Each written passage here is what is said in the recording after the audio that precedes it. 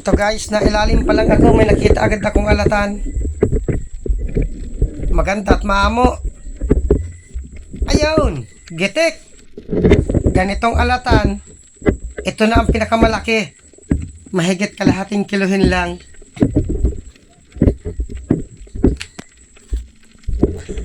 At dito may sumuot na solid.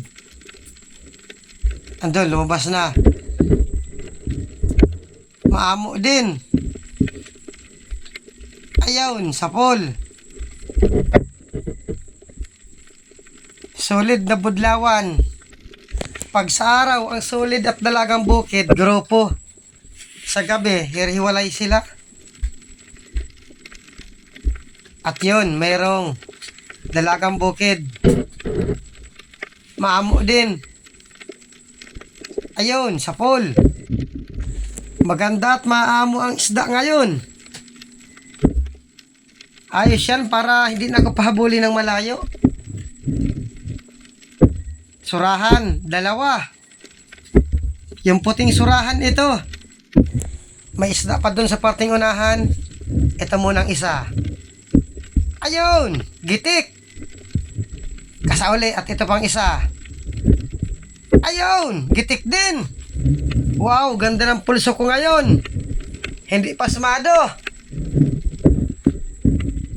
Ganito talaga kapag hindi nahawak ng bao, hindi napapasma. Dalawang surahan, parehong gitik. Sa ganitong klaseng surahan, masarap dito, dinadaing. At ito may rumpang solid. Tumago, buti at lumabas. Ayan, sapol. Dalagang bukid pala yun. Akala ko solid. Kakulay ng solid na budlawan. Andun, may lumalangoy pa sa parting unahan. Dalagang bukid. Maganda at mahamo ang isda ngayon. Hindi pa nahinto. Ayan, sapol. Sana tuloy-tuloy na magpakita ang mga dalagang bukid at solid. 150 ang kilo. Ito meron pang surahan na puti. Ops, manok. Ay, hamal ng manok ito at naandito na naman. Nakadaplis lugod yung solid. Ayan, gitik. Hamal kang manok ka. Masimula ka na naman ng pasaway. Puro mga puting surahan ang naandito. Itong spot na ito sa parking malayo. Sana surahan uli ng puti ang magpakita. Andon, merong kanuping. Yari ka. Ayun, gitik. Sobrang daming kuliglig dito. Sabaw ang masarap na luto sa kanuping. Solid. Solid na pula. Sana hindi makapunit. Ayan, sapol. Huwag kang pipirsa at makapunit ka.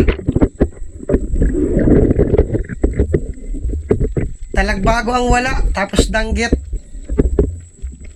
Ito, solid pa. Ito pa, bali dalawa. Tatlo pala, ayan, sapol. Umalalim na yung isa. Ito, hindi umalis. Ayan, sapol din. Sayang nung isa. Umilalim sa malaking bato. 150 ang kilo ng mga solid. Haralo na kahit kanuping. Solid pa. May katabing mose. Ayun, sapol. Sunod-sunod na ang mga solid. Nakatanggal pa. Kahit masama na ang lagay, lumalangoy pa ng malayo. Hindi pa tinamaan. Kasauli. Hindi ko ito titigilan. Ayun, sapol. Mapunta ako dito sa parting malalim. Up. Puset. Maamo din. Ayan, sapol. Calamares naman ang masarap na luto sa puset. 200 hanggang 250 ang kilo. Punong. Ayan, sa pool. Kaya lang nakapunit, kasauli at may isa pa. Masuot na. Ayun, sa pool. Sayang nung isa. Nakalangoy ng malayo. Hanap uli. Ito, dalawang talagbago. Magkatabi. Umatras pa. Tabi na, para madubol ko kayo. Ayaw tumabi, nahihiya. Ayun, sa pool pareho. Isang pana, dalawang isda. Maganda at may nagpakita ng talagbago.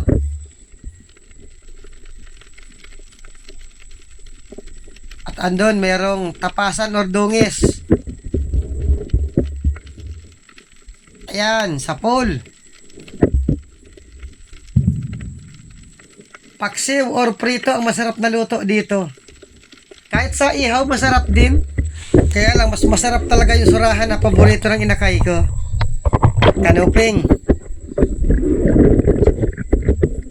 Hindi gumagalaw. Sigurado na ito. Ayun, gitik. Medyo madalang lang ang isda dito. Sinushortcut ko na lang. Pinapakita ko doon sa malapit na sa isda.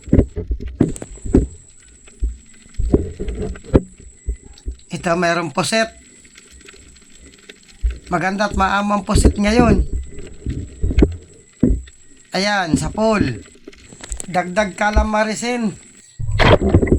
Kahit sa adobo sa tuyo, masarap din ito. Kahit nga sa sabaw, masarap din. Madalas kami nagsasabaw ng puset kapag sariwa.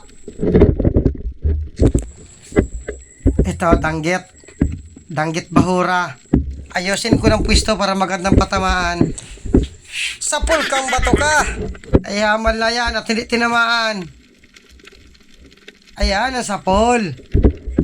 Inayos na nga ng pwesto, hindi pa tinamaan. Mura lang ang kilo ng danggit bahura. At dito may napansin uli akong solid.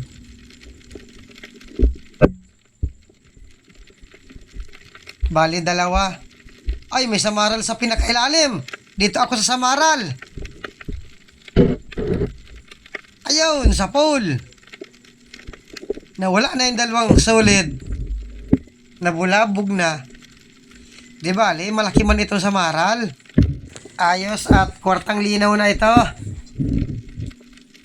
Kapresyo lang ito ng solid. 150 ang kilo. Ang mahal, yung isang klaseng samaral, yung may dilaw. Hanap uli. Ito, lapo-lapo. Nakadungaw-dungaw. Ayun, gitik.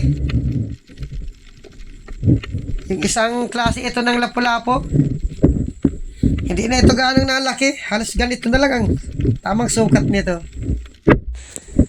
Merong dalagang bukid. Maganda at hindi gumagalaw. Ayun, sa pool. Maganda at hindi ako gaano nagpaparahabol sa dalagang bukid at solid. Maganda ang bato dito. Tirahan ng isda pa ganito. Maraming suotan. At andun merong dalagang bukid. Nakaharap sa akin. Ayan, sa pool. Tirahan ng isda ang ganitong mga batong maraming suotan. Kaya lang hindi pa ngayon tinatabihan ng mga isda. Habagat ang tabi ng isda dito. Dungis or tapasan. Maganda at maamo. Yari ka. Ayun, gitik. Nadagdagan na ang dungis or tapasan. Kanuping. Ayun, gitik. Karamihan kong tira gitik.